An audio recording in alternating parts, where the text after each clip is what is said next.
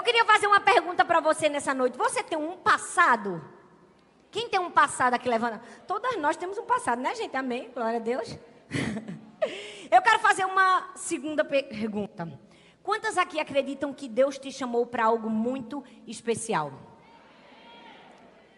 Todas nós temos um passado. No nosso passado, com certeza, teve histórias alegres, teve muito riso, muita alegria, mas também teve histórias difíceis, tristeza, dor, angústia, aflições. E por mais que a gente levante a mão e diga, eu acredito que Deus tem um propósito lindo para a minha vida, a grande maioria de nós, em algum momento da nossa história, pensou que a gente não conseguiria viver o propósito por causa do nosso passado.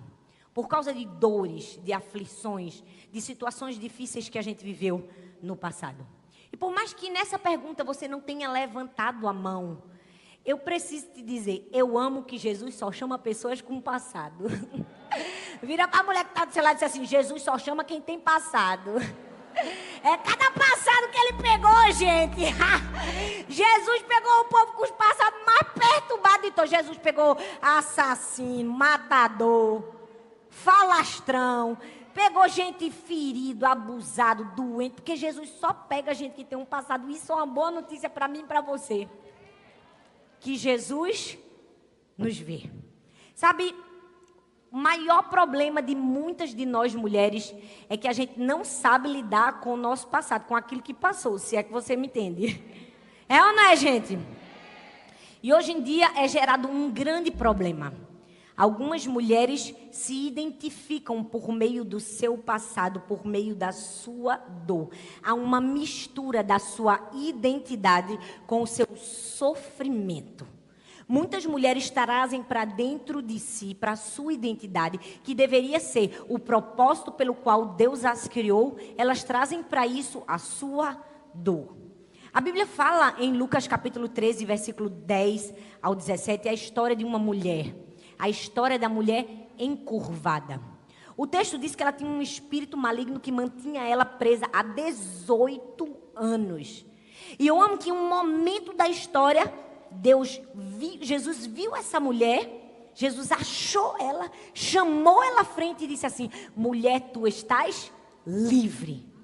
Porque é isso que Deus tem para mim e para você, liberdade. Ele olha aquela mulher encurvada e diz, mulher, tu estás livre. E mais do que isso, ele não somente parou tudo que ele estava fazendo para chamar aquela mulher à frente.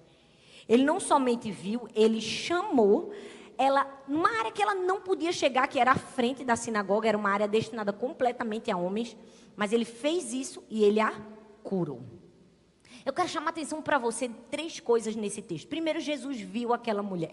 E eu amo que Jesus sempre nos acha. Jesus já achou você hoje aí? Porque já me achou, já me pegou aqui. Pegou vocês? Jesus viu aquela mulher, mas ele viu aquela mulher, mesmo ela estando num lugar de difícil visibilidade. Porque as mulheres não sentavam nas primeiras cadeiras. As mulheres só eram permitidas o fim da sinagoga. E eu amo que mesmo sentado lá atrás, Jesus viu aquela mulher. Deixa eu te dizer, para com essa desculpa, porque eu estou sentada atrás, porque Deus vê fulano, não vê ciclano. Jesus está aqui na sinagoga hoje e ele te vê. Jesus viu aquela mulher. E não somente viu, ele parou tudo que ele estava fazendo para libertar aquela mulher. Mas ela tinha uma identidade completamente distorcida. Porque quando os fariseus reclamam com Jesus, porque ele vai fazer aquela cura num sábado, perceba o que Jesus diz. Ele disse assim, mas meu Senhor Jesus, quase que ele disse isso. As pessoas não estão percebendo que essa filha de Abraão, muito mais importante ela ser liberta do que ser num sábado. Você percebe que Jesus disse que ela era filha de Abraão.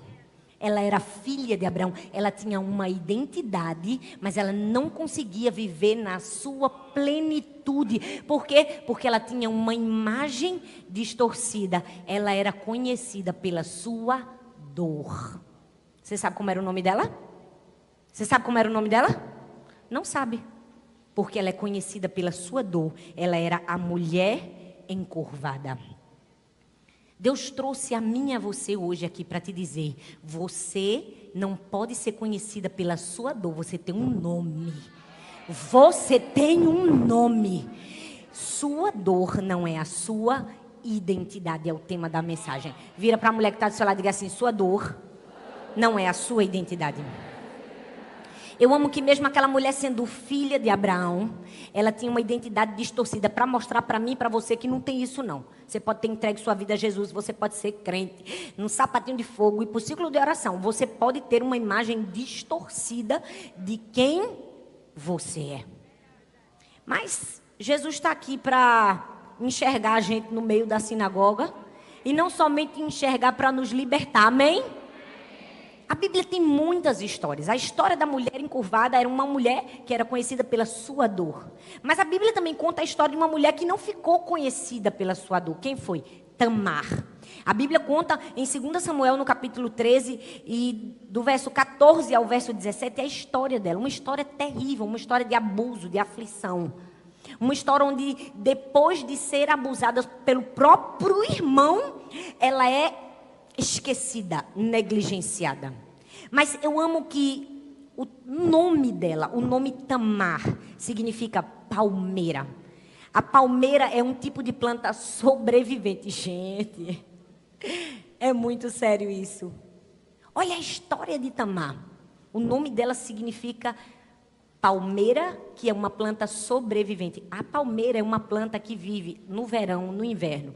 Quando as folhas de todas as outras plantas caem, a dela permanece firme. Está no inverno, a folhinha está lá. Está no verão, a folhinha está lá. Porque ela é uma sobrevivente. E deixa eu te dizer, eu e você também somos sobreviventes. Somos ou não somos? Nós precisamos entender como Tamar, que a dor pode nos acontecer, mas ela não é quem nós somos. A dor pode acontecer a você, mas ela não é a sua dor. Você pode estar sofrendo uma dor, mas você não pode ser identificada pela sua dor. Você não pode ser uma mulher encurvada. Você precisa ser uma sobrevivente. Você precisa ser uma palmeira. Sabe, a vida talvez te fez passar por circunstâncias difíceis. Sua folha não murcha. Sua folha está firme. No verão, está firme. No inverno, está firme. Por quê? Porque você não pode ser conhecido pela sua dor. Seu passado não diz a sua identidade. Então, enquanto a mulher encurvada era conhecida pela dor, Tamar era uma palmeira. Mas não somente no passado, a Bíblia fala de Paulo e Silas, que no meio do seu presente viveram uma dor. No meio de uma prisão, Atos 16, do 25 ao 26, diz assim: por volta da meia-noite, Paulo e Silas estavam orando e cantando hinos a Deus. E os outros presos os ouviam. De repente houve um terremoto violento e os alicerces da prisão foram abalados. E imediatamente todas as portas se abriram e as correntes, está tudo se encaixando aqui, ó, de todos se soltaram. Eu amo que Paulo e Silas estavam no meio da dor, no meio da prisão, mas eles estavam totalmente ocupados com Deus. Porque quem está na dor, mas está ocupado com Deus, encontra alegria na dor. Eu vim aqui para te dizer, você pode estar no meio da sua dor, esteja ocupado com Deus, porque as cadeias vão quebrar. Se você estiver ocupado com Deus, se você estiver em sintonia com Deus, mesmo que você esteja preso, você não vai estar cativo. Deus te trouxe aqui para te dizer, você pode até estar preso, alguém te prendeu. Por um momento você está vivendo um momento de prisão, porque a gente vive um momento de prisão. Eu já vivi vários, mas você não está cativo não. Meu Deus, você não está cativa não. Você consegue entender o que eu estou te dizendo? Você não pode ser conhecida pela sua dor. Essa é só uma introdução para dizer que na Bíblia está repleto de histórias de pessoas que não eram conhecidas pelo seu nome, mas pela sua dor. Também tem muitas histórias de pessoas que foram conhecidas pela sua superação, pela vitória, pelo seu nome, apesar da dor. E também tem histórias que mesmo no presente da dor fizeram Deus conhecidos. Mas hoje eu não vou falar nem da mulher encurvada, nem de Tamar, nem de Paulo e Silas. Eu quero falar a história de um homem que me marcou literalmente. Porque o meu primeiro esboço de sermão pregado no seminário foi sobre ele. Foi um desastre. Foi terrível. Eu preguei sobre o paralítico do tanque de Betesda. Mas muito animada do jeito que eu sou, eu estava tentando encontrar muitas coisas boas naquele homem. E quando eu preguei, eu só faltei dizer que ele era o suprassumo da fé. Fiz várias aplicações. Meu professor de homilética olhando para mim, o de hermenêutica do lado, disse: Thalita, você foi muito legal com esse homem. Mas você foi legal demais. Porque essas coisas que você disse sobre esse homem não são verdade. Ele não era tão bonzinho assim, não. Ele não tinha tanta fé assim, não. Você botou uma fezinha nele, Thalita. E eu nunca mais vou me esquecer. Eu disse: a próxima vez que eu me pregar sobre esse homem, eu vou meter o pau nele. Porque eu fui legal e quase reprovei. Agora é a minha reviravolta. Vocês estão preparadas? Meu Deus, vocês estão preparadas? É a minha revanche. Tudo que eu aprendi no seminário errando, agora eu vou consertar. Amém, minha gente? Hoje eu quero falar sobre o paralítico do tanque de Betesda. E quero falar de 3 momentos, 3 elementos para a gente encontrar a cura e não sermos conhecidas na nossa identidade pela nossa dor. Amém? O primeiro elemento que nós vamos falar, está lá em João capítulo 5, versículo do 1 ao 7. Diz assim: algum tempo depois, Jesus subiu a Jerusalém para uma festa dos judeus em Jerusalém. E há em Jerusalém, perto da porta das ovelhas, um tanque, que em aramaico é chamado Betesda, tendo 5 entradas em voltas. Ali costumava ficar grande número de pessoas doentes e inválidas, cegos, mancos e paralíticos. Eles esperavam um movimento das águas. De vez em quando descia um anjo e agitava as águas. O primeiro que entrasse no tanque, depois de agitadas as águas, era curado de qualquer doença que tivesse. Um dos que estavam ali era paralítico, fazia 38 anos. Fala comigo, 38 anos. Quando o viu deitado e soube que ele vivia naquele estado durante tanto tempo, Jesus lhe perguntou: você quer ser curado? Disse o paralítico: Senhor, não tenho ninguém que me ajude a entrar no tanque quando a água é agitada. Enquanto eu estou tentando entrar, outro chega antes de mim. Eu vou passar um pouco do contexto histórico. Esse tanque era um tanque onde, como a Bíblia diz, muitas pessoas doentes ficavam ao redor, porque era a chance da salvação, era o tanque de Betesda. A Bíblia diz que quando as águas eram agitadas, e essa agitação via pelo próprio Deus, era o momento da cura. Então, o primeiro que entrasse era curado. Eu imagino o desespero de todas as pessoas que estavam ao redor daquele tanque. A Bíblia só relata a história desse homem e diz que ele estava ali há 38 anos, ou seja, se ele estava há 38 anos, com certeza tinha alguns que estavam há mais tempo do que ele, outros que estavam há menos tempo, mas todos estavam ali, vendo o futuro, a salvação, a transformação, na frente dos olhos, sem poder experimentar. Gente, é muita tortura, é ou não é? Imagina você ver sua chance de mudança, a chance que pode mudar a sua vida, vir outro na sua frente, mergulhar e pegar a sua vez. Era exatamente isso que aquele homem estava experimentando. E, na verdade, é exatamente isso que muitas de nós estamos vivendo. Nós estamos, talvez, à beira do tanque, achando que a gente está fazendo muito para ser curado. Mas, quando a água é agitada, a gente continua à beira do tanque. Quantas de nós estamos... mas eu queria ser curado. Queria nada, porque se quisesse já tinha mergulhado. Foram 38 anos de chance que você teve, você não mergulhou. E ainda quando Jesus te pergunta, você dá desculpa, ninguém me ajuda. Porque foi exatamente isso que esse homem fez. Eu amo que a Bíblia, nada está por acaso. Diz que existia uma multidão. Porque é assim, minha gente. Já percebeu que miséria gosta de companhia? Coisa ruim gosta de companhia. É ou não é, gente? Onde tem uma pessoa miserável, vai ter mais 10 junto dela. Onde tem uma fofoqueira, vai ter mais 10 sentadas do lado dela. Porque fofoqueira atrai fofoqueira. É ou não é? Nessa hora tá todo mundo sem querer olhar para a mulher que está do lado. Meu Deus! Calma, que aqui não tem nenhuma fofoqueira. Só tem mulher cheia do Espírito Santo. Amém? Mas sabe, a primeira coisa que aquele homem não fez, precisava fazer, e que eu e você precisamos fazer, e o primeiro elemento é que a gente precisa do curativo. O que é que a gente tem que fazer com o curativo, pastora? É arrancar o curativo. Minha equipe nem abriu o curativo, só para eu abrir aqui e ficar mais chique. Gente, todo mundo tem um band-aidzinho, ou já usou um band-aidzinho, já ou não já?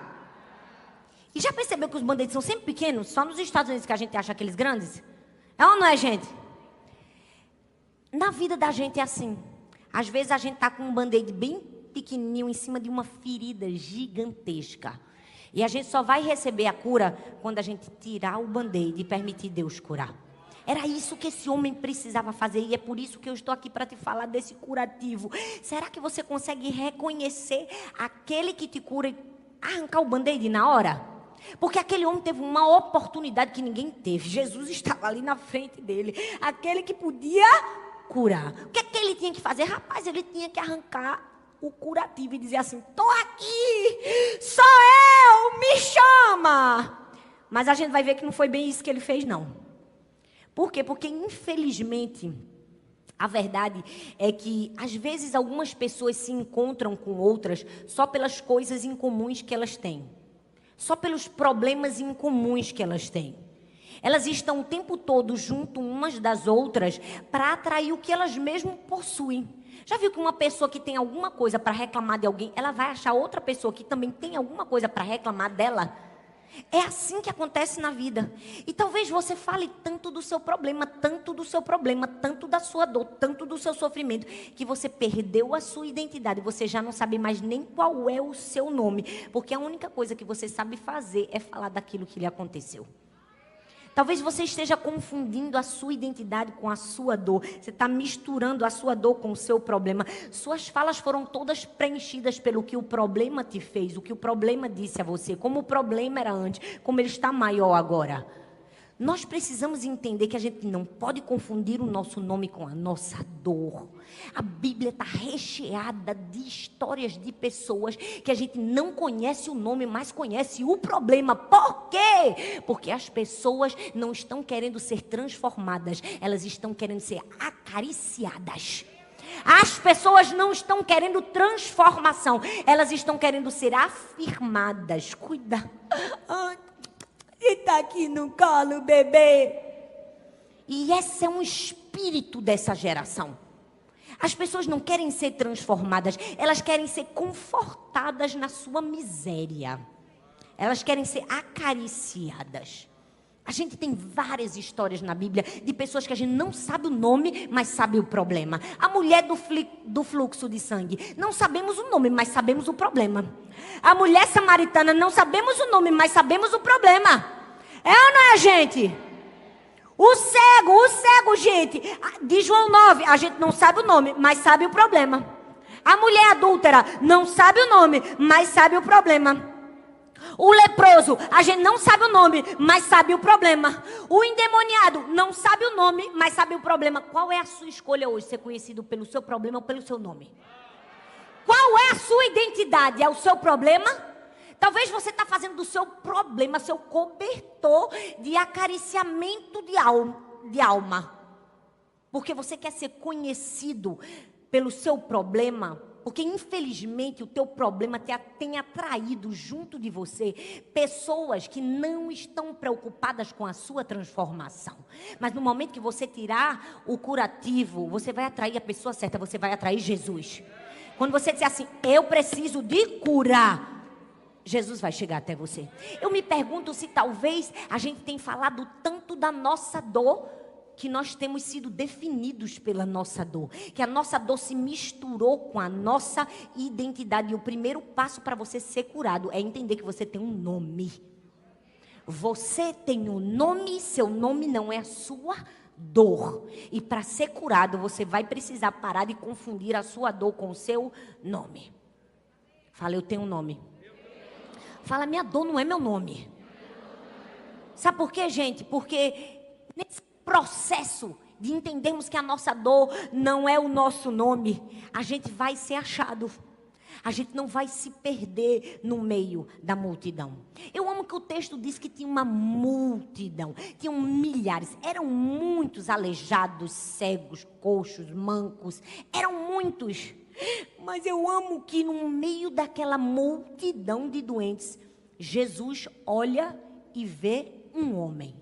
A minha pergunta para mim e para você é, quando você olha para a multidão, você enxerga Jesus? Porque quando Jesus olha para a multidão, ele olha e enxerga você. Mas às vezes a recíproca não é verdadeira. Quando a gente olha para a multidão, a gente vê a multidão e não consegue enxergar Jesus. Porque infelizmente a nossa perspectiva está completamente distorcida. A gente se perdeu no meio da multidão. Você é a multidão ou você é a exceção? Gente, eu amo que quando Jesus chega no tanque, Jesus não olha para aquele homem e diz: ah, meu Deus, que peninha de você, deitado esse tempo todo aqui, 38 anos. Jesus não diz assim: deixa eu deitar aqui você. Não, vou deitar contigo. Eu não, não, meu Deus, que vida terrível que você teve. 38 anos, não, eu vou deitar com você. Não, a gente precisa criar uma hashtag. O esquecido. Ninguém te jogou na água. Não, vamos agora superar todos os trend topics do Twitter e falar como é difícil a vida no tanque de Betesda. Meu Deus, eu te entendo.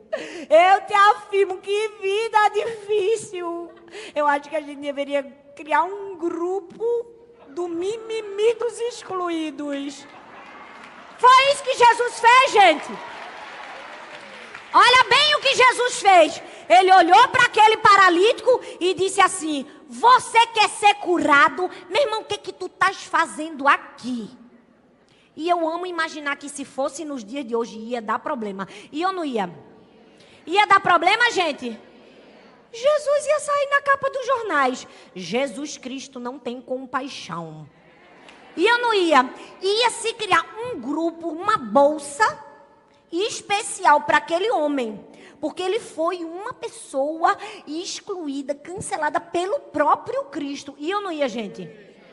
Mas eu amo que Jesus vai na contramão. Ele olha para ele e diz assim: e aí, meu irmão, tu quer ser curado? Agora, gente, para comigo e pensa. A pessoa, paralítico há 38 anos. Uma pessoa olha para ele e diz assim: tu quer ser curado? Que pergunta! Isso é pergunta que se faça para um paralítico há 38 anos. É, né, gente? Mas Jesus tinha uma razão para fazer aquela pergunta. E talvez aquela pergunta dura e um pouco óbvia fez com que aquele homem enxergasse a Jesus ali na frente dele. Eu quero te dizer que a tua dor vai te fazer enxergar Jesus em outro nível. Não, você não está entendendo. Eu quero te dizer que a tua dor vai te fazer enxergar Jesus em outro nível. Talvez passava tanta gente junto daquele homem que ele já não escutava mais ninguém, ele já não enxergava mais ninguém, ele já não queria conversar mais ninguém. Imagina a gritaria. Quando a água era agitada, ninguém ouvia ninguém. Quando Jesus olha para ele bem sério e diz assim: tu quer ser curado? Ele conseguiu perceber Jesus. Às vezes a nossa dor vai nos fazer enxergar Jesus de uma maneira que a gente nunca tinha enxergado. Jesus não entrou no grupo dos mimimi porque ele não estava nesse tempo. Mas se ele estivesse, ele teria sido cancelado. Que falta de compaixão. Porque tem ovelha assim, que ela só quer ser lambida. É ou não é? Meu pastor passou por mim. Meu filho, seja curado em nome de Jesus. Pare de ser perebento. Ei, Jesus está olhando para você e está perguntando: eu só vim aqui te fazer uma pergunta óbvia. Você quer ser curado de verdade? Ou quer ficar 38 anos deitado chamando a atenção dos outros? Se você quer ser curado, você precisa entender que você não vai se perder no meio da multidão. Jesus vai te achar e você vai perceber Jesus. Sabe quando minha primeira filha faleceu, eu li um livro chamado Anatomia da Dor, de C.S. Lewis. É um livro denso, pesado, é um pouco pesado. Talvez eu não deveria ter lido poucos dias depois. Mas tem uma frase que me chamou muita atenção, que diz assim, ó: fiquei acordada a noite toda com dor de dente, pensando sobre dor de dente e sobre ficar acordado. Há toda uma explicação complexa dessa frase, muito complexa. Essa frase fala a verdade de todas nós. Vamos falar a verdade? Vamos abrir o livro? É ou não é? A gente fica com dor de dente, mas a gente sofre mais. Não é da dor de dente. É de ficar acordado pensando que a gente está com dor de dente e pensando que a gente está acordado. É por isso que a gente não é curado. Porque a gente tem um problema. Mas maior do que o problema é o tanto que a gente pensa no nosso problema e o tanto que a gente é desgraçado por ter esse problema. É ou não é, minha gente? Eu tô falando alguma mentira aqui. Mas nós precisamos entender que a dor não nos mostra que a gente tem um Deus carrasco. A dor nos aproxima de um Pai amoroso. Quando você sofrer e quando um infortúnio aparecer na sua vida, porque pode aparecer, eu não estou rogando praga para ninguém. A Bíblia diz que no mundo tereis aflição, você pode ser crente consagrado. Porque eu sou assim, eu cresci num lar cristão, fiz tudo certo, eu achei que nada de ruim ia acontecer na minha vida. Aí, me casei logo, minha primeira filha morreu. Para Jesus dizer, fica na tua, que sofre quem eu quero que sofra. Tu vai sofrer. É assim. Sabe, se você estiver sofrendo e se você for apanhado por um sofrimento, você precisa entender que o sofrimento não é para mostrar que a gente tem um Deus carrasco, é para te aproximar de um Pai amoroso. Porque justiça seja feita. Quando a gente sofre, a gente conhece o mais puro significado do amor de Deus. Porque se fosse o homem, quando a gente procurasse alguém só na hora do sofrimento, ia dizer... agora, quando estava tudo bom, tu não me procurasse. Aí agora que está difícil, tu tá me procurando. Tá achando que eu sou o fim? A última bolacha do pacote? Eu amo que se fosse a gente, que alguém procurasse a gente só quando a coisa apertasse, a gente poderia dizer isso. Poderia ou não poderia? Porque o ser humano é ruinzinho quando quer ser ruim. É ou não é? Mas Deus não. Deus, a gente esquece Ele. A gente não fala com Ele. Quando o aperto vem, que a gente chega junto dele, a gente conhece um Pai amoroso. Então eu estou te dizendo aqui que a tua dor vai te aproximar de um Deus amoroso. Deus não vai bater a porta na sua cara e vai dizer assim, não fala mais não, porque você não orou comigo antes. Não, Ele vai dizer, vem filho, tem muita coisa para você aprender aí nessa dor. Você pode agradecer pelo Pai amoroso que Deus te deu? Você pode agradecer? E aí o texto diz que Jesus disse assim, então Jesus lhe disse, levante-se, pegue a sua maca e ande. Imediatamente o homem ficou curado, pegou a maca e começou a andar. Aqui nesse texto tem 3 personagens principais da história. A pessoa, o problema e a solução. E eu preciso te dizer que Jesus dá 3 direcionamentos para aquele homem. Porque a cura, minha gente, de Deus na minha vida e na sua vida não é um conselho. A cura é uma ordem. Deus está ordenando que você seja curado. Para de ficar assim, eu vou ver, tá, Deus, se eu quero ser curado. Não, é uma ordem. E eu amo que Jesus não perguntou a opinião de ninguém. Esse quem manda aqui sou eu. Você vai levantar, você vai pegar a sua maca e você vai andar. Você vai fazer 3 coisas. Nessas horas eu tenho um conforto no meu coração. Porque às vezes a gente dá umas ordens assim, depois a gente fica, meu Deus, como eu fui mandona. Mas Jesus era mandão. Se for pro bem, tá valendo. É ou não é, gente? É não? É. Jesus diz assim, ó, levante, pegue a sua maca e ande. Sabe por quê? Porque quando Jesus der uma ordem para mim e para você, não fica achando que é conselho. Ordem a gente obedece. Cura precisa de ação, não precisa de enrolação. Senhor, quando é que o Senhor vai receber? Mandar a minha cura? Não, filha, a cura vem por meio de ação. Se alguém te ensinou o contrário, eu queria te dizer que te ensinou errado. Porque eu creio que Deus pode fazer qualquer coisa. Pode, Deus pode curar sem você fazer nada. Tá aqui, ó, Jesus pegou você por cura. Porque com Deus nada é impossível. Mas a cura geralmente se estabelece por meio de uma ação. Agora a minha pergunta para mim e para você, há quanto tempo você está procrastinando a sua cura? Se Jesus já está aí na sua frente há muito tempo dizendo assim, levanta, pega o seu leite e anda. Há quanto tempo você está procrastinando? Jesus, sabe o que é? Porque ninguém cuida de mim, ninguém tem pena de mim, ninguém me joga no tanque, eu não aqui deitado.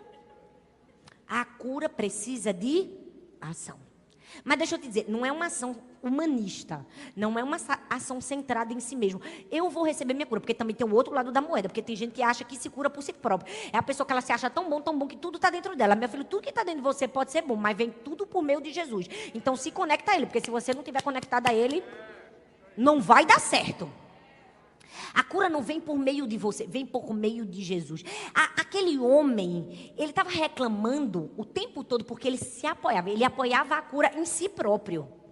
Perceba que a gente também falou da mulher encurvada. 18 anos, gente. 18 anos encurvada. Você consegue perceber as consequências a longo prazo de alguém que não quer ser curado? Eu vou falar de novo para você, porque aí você vai lembrar quantos anos você está nessa. Você consegue perceber as consequências a longo prazo de alguém que não quer ser curado? Uma das primeiras coisas que uma pessoa ferida faz, que quer curar, diferente do que ela deveria fazer, que é arrancar o band-aid e deixar Jesus curar, é que ela tenta encontrar cura nas pessoas. Ela usa pessoas como um narcótico. Eu quero ser curada, minha cura está em fulano. Já percebeu?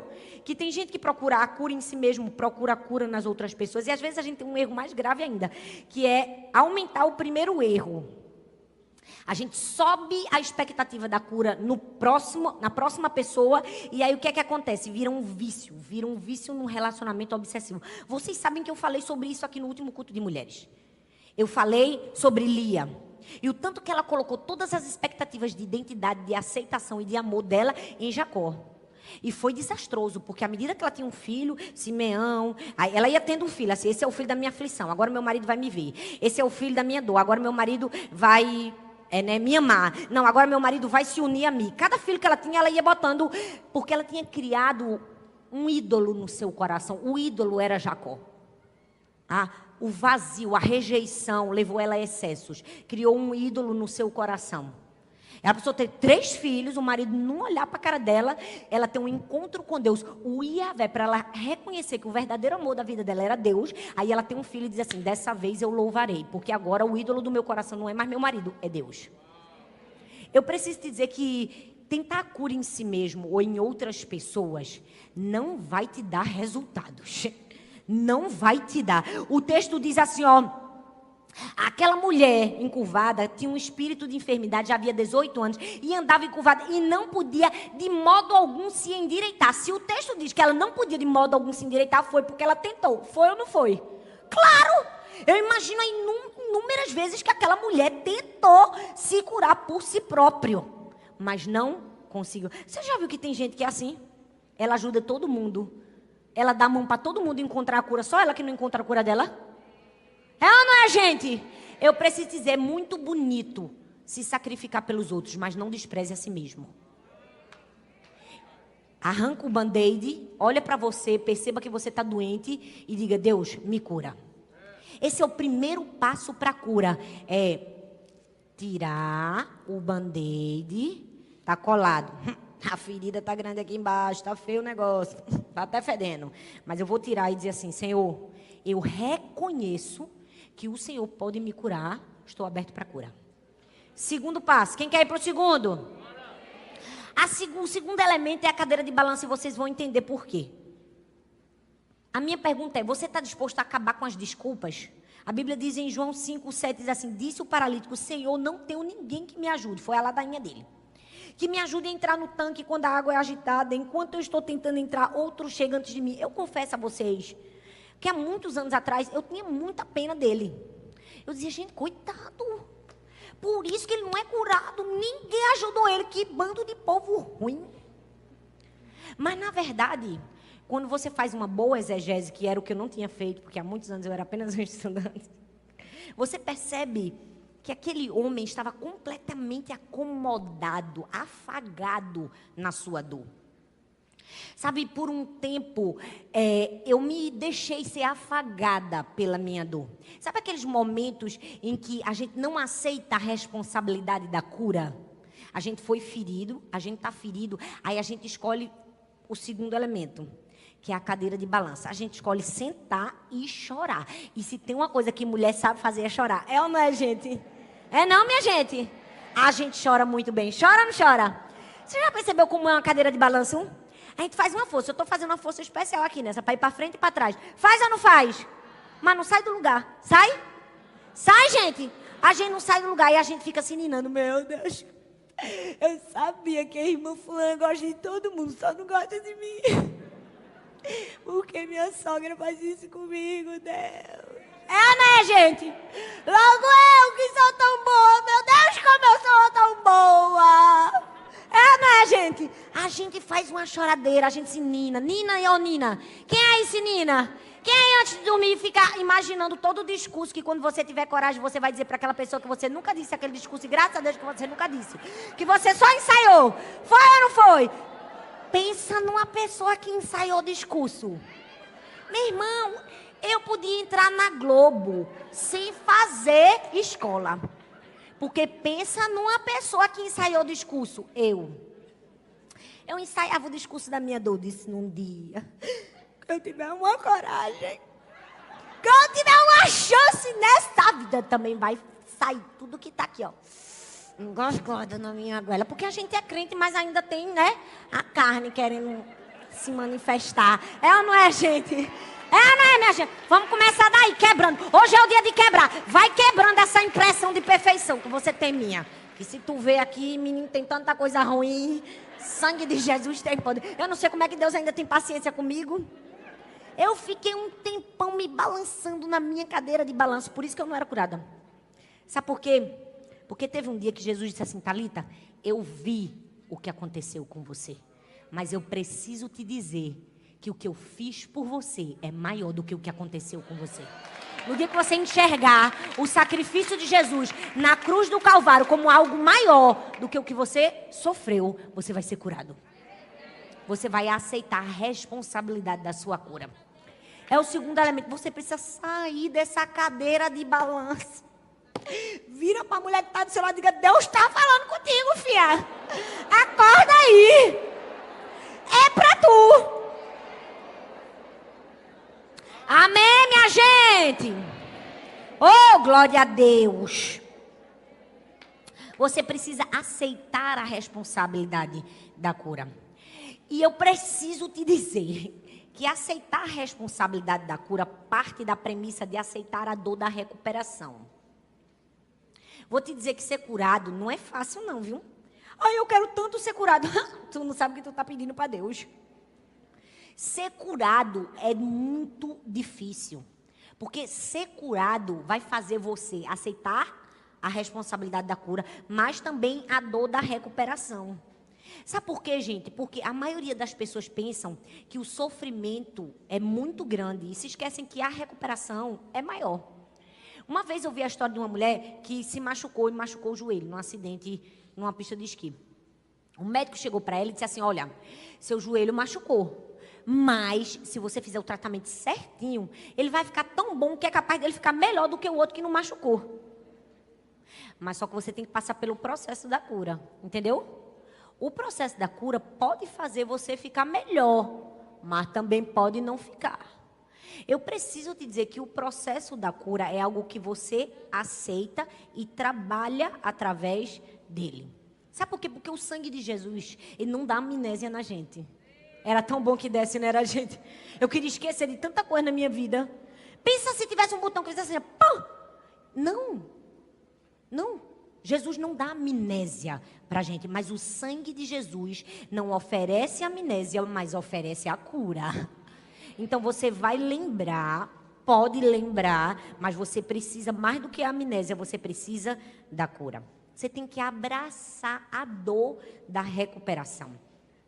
E isso só vem quando você se levanta da cadeira de balanço. Sabe por quê? Porque por mais doloroso que seja trabalhar nossa dor, nossos traumas, essa é a estrada que pavimenta a nossa identidade. É quando a gente começa a aceitar e trabalha junto com Deus. Aí a gente aceita que Deus tem um futuro novo, independente do nosso passado. A gente entende que Deus tem algo maior. Sabe, o texto diz que aquele homem, Deus tinha um futuro para aquele homem, ele só não estava enxergando. Muitas pessoas talvez não estão vivendo o futuro porque elas estão presas ao passado, ao pai que abandonou. Um camarada já morreu faz 20 anos, mas ela ainda está preso na dor de um camarada que morreu há 20 anos. Está preso na dor de um ex-marido. É ou não é, gente? Está na presa de um ex-professor, de uma amiga, de uma vizinha que teve. A mesma coisa que aquele homem fez. O camarada estava lá deitado. Aí Jesus chega junto do cara. Eu fico imaginando, se Jesus chegasse na minha frente, meu irmão, eu ia dar um abraço nele. Mesmo que eu não tivesse curado, eu ia achar uma doença e dizer, tá aqui, ó, cura. Eu ia achar uma pereba. Com certeza eu ia achar. Aí Jesus vem e faz uma pergunta para ele. Aí o que ele faz? Ele faz uma ladainha. Ele diz assim, porque... Meu irmão, se Jesus te perguntou, você quer ser curado? Diga sim, rapaz. Diga sim. Ele deu 1 milhão de desculpas ao invés de dizer sim, eu quero. Pelo amor de Deus, há 38 anos eu estou esperando por isso. A gente fala mal dele, mas a gente faz a mesma coisa. Jesus chega junto da gente, o que é que você quer? Olha, Deus, é porque... Jesus, tu estás aqui, bora, Jesus. Me cura, bota logo a mão aqui na minha cabeça. Ri. Pode rir. Jesus, tu tá vendo quem tá rindo, Jesus. Porque a gente faz igualzinho contigo. Tá ou não tá? Jesus fala agora só com quem tá rindo. Todos aqueles que Jesus ficou bem na frente, fez 1 trilhão de perguntas, a gente nem enxergou a pergunta. A gente só ficou dando 1 milhão de desculpas. Levanta da sua cadeira de balanço. Para com todas essas desculpas que você tem e aceite a cura. Eu não estou minimizando sua dor. Não estou dizendo que não doeu. Não estou dizendo que você não passou por uma situação difícil. Porque dor e sofrimento é pessoal. É intransferível. Você pode até assim, eu posso imaginar. Não pode. Porque a dor de cada um é de um jeito. E eu tenho certeza que aqui cada pessoa tem uma dor diferente. Uma traição, uma rejeição, uma aflição, um luto, uma perda. Mas eu estou aqui para te dizer que sua dor não é sua identidade. Que você vai ter que reconhecer em Jesus aquele que te cura. E você vai ter que se levantar da sua cadeira de balanço. Você vai ter que pagar o preço pela sua cura. O preço, pastora, pois é. Você vai ter que aceitar a responsabilidade e trabalhar por ela. Então, faz assim, ó, na mulher que está do lado, para ela não dormir. Que já é a 3ª pregação. E diga assim, ó, para de desculpa. Eu tô igual aquela psicóloga do rádio. Para, sua doida! Hoje eu tô igual a ela. Para, mulher, levanta dessa cadeira de balanço. Oh, sangue de Jesus tem poder na tua vida. Levanta aí, dá uns 3 pulos aí, gente. Levanta, gente! Vira pra mulher que tá do seu lado. Para de desculpa, rapaz! Levanta dessa cadeira! Oh, meu Deus! E por fim, o último elemento é o tapete. Este que está aqui no chão. Vocês estão conseguindo enxergar, gente?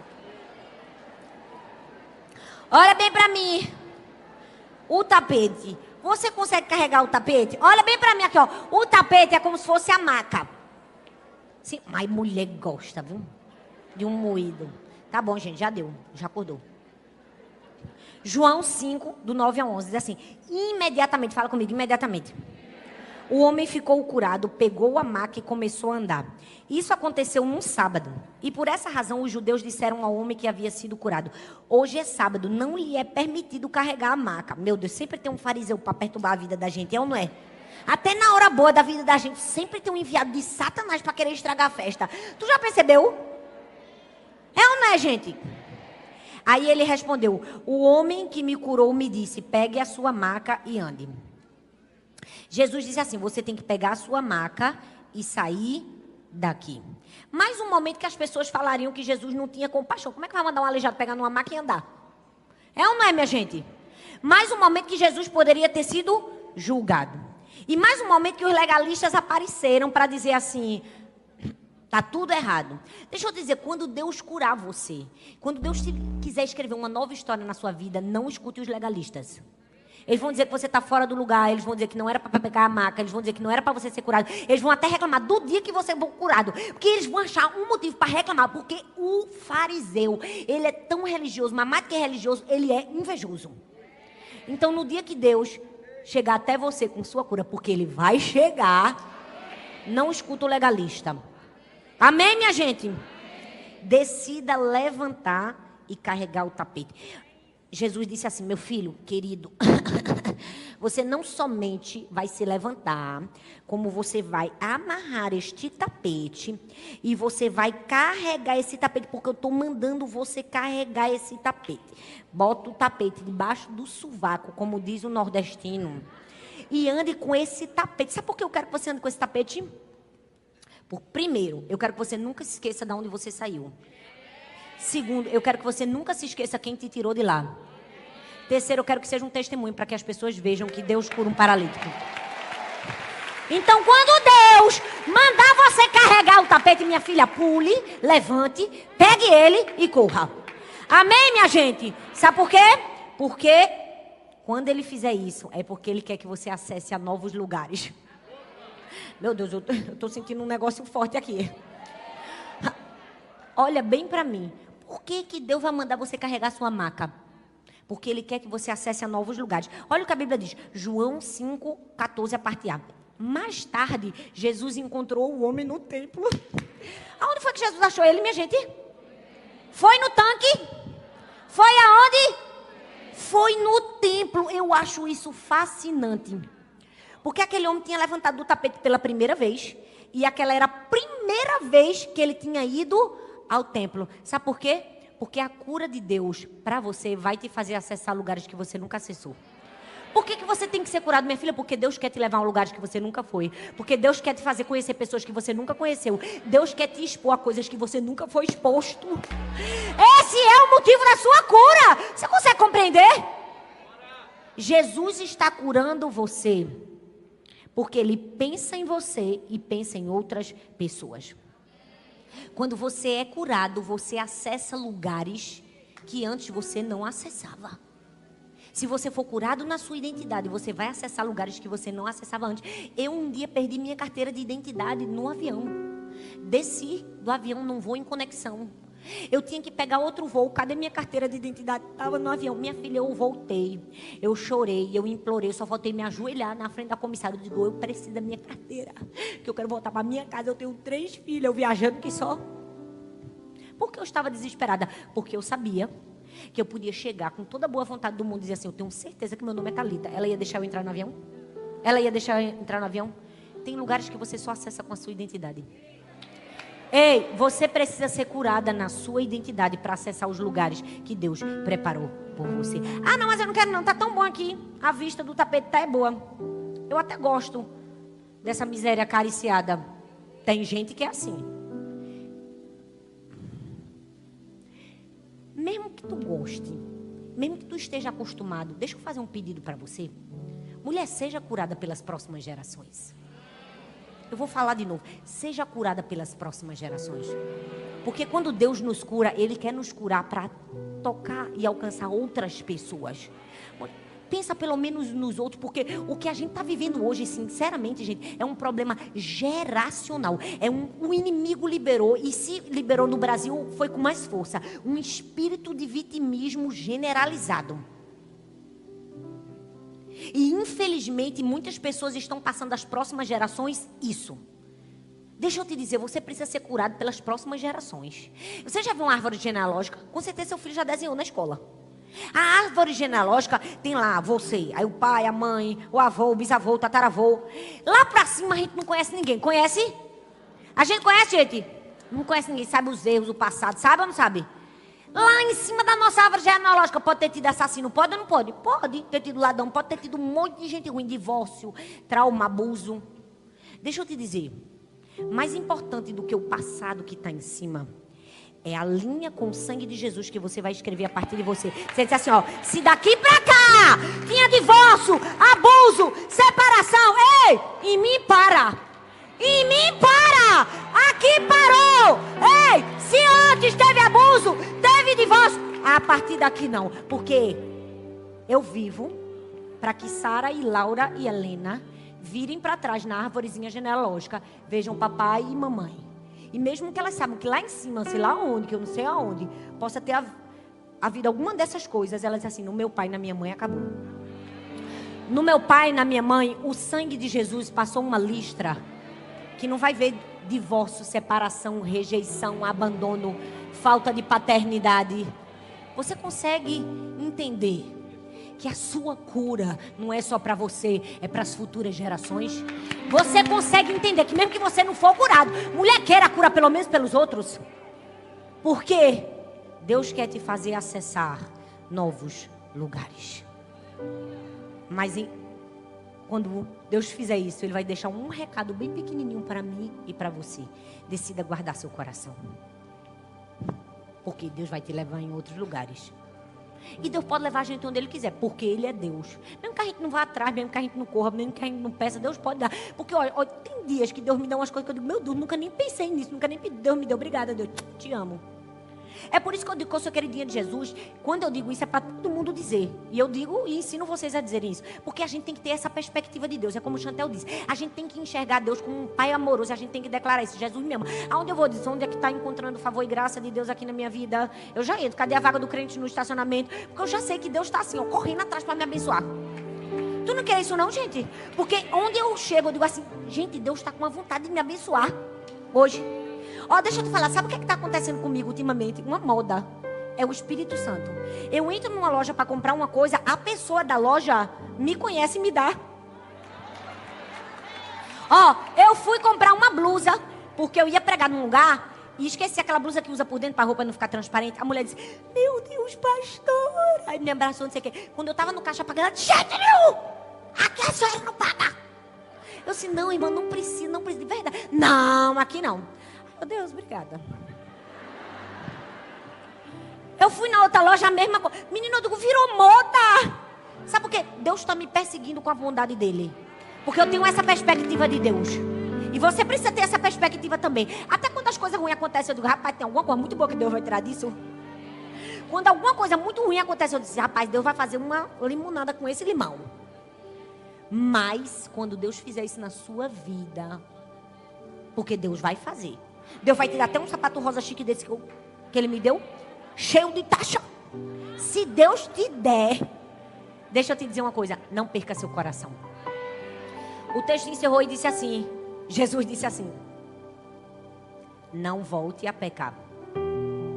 Era como se Ele dissesse assim, presta atenção, vou te dar o segredo, tá aqui, ó. Não volte a pecar para que algo pior não lhe aconteça. Você pode ficar em pé no seu lugar?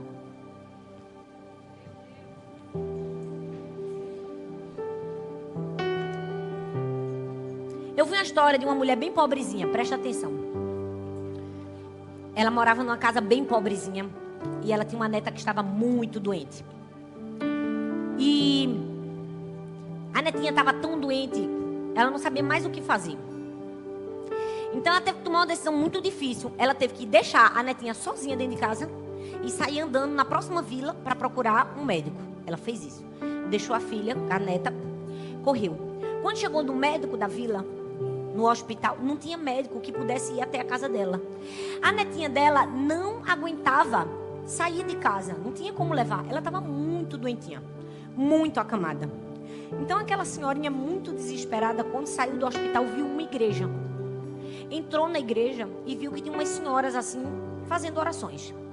Então, ela ficou ouvindo as orações das mulheres. Quando as mulheres terminaram, ela começou a orar. Quando ela começou a orar, ela disse assim, Deus, sou eu, Maria.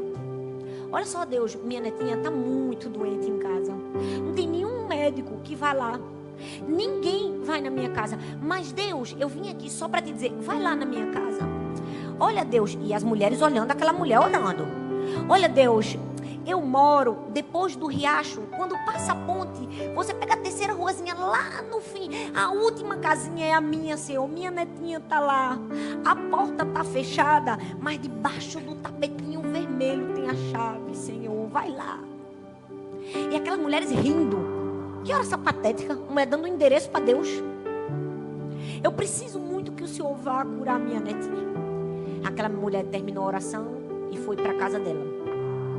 Quando ela chegou lá, pro susto dela, a netinha estava na sala, sentada, brincando com as bonecas. Ela disse, meu Deus, o que foi que aconteceu? Ela, aqui, a netinha disse, vovó, você não sabe? O médico veio aqui.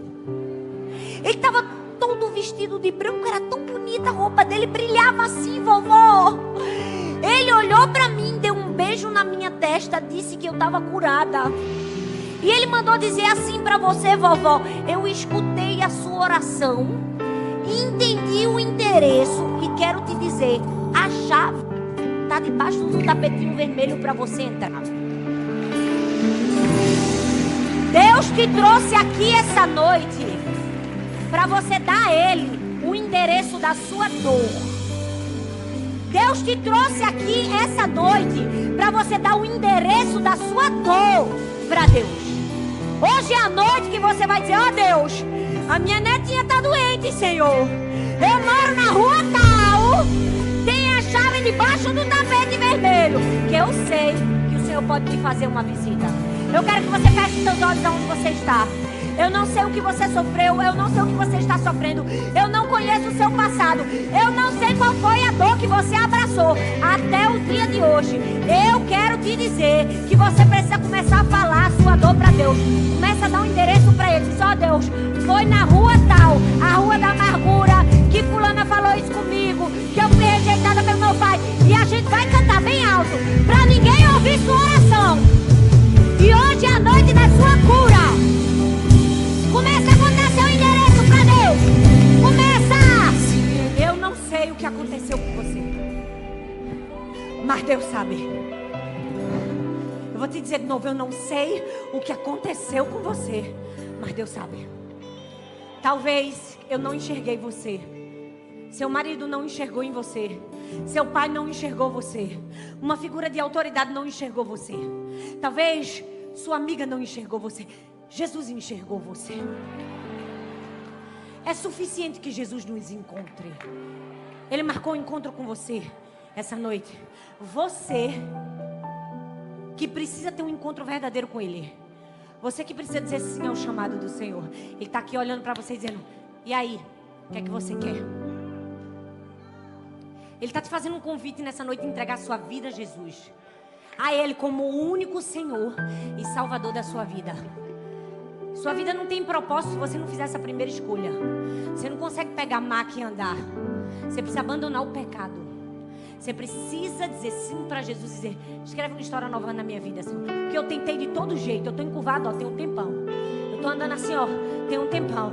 Still in the rhythm, feeling so free, weaving tales of love in a melody. Let the music surround us, take us away to a sweeter place where memories stay. In this world of dreams, we will find a little piece of soul in the music that binds. Close your eyes, let the music play. In this moment here we will stay.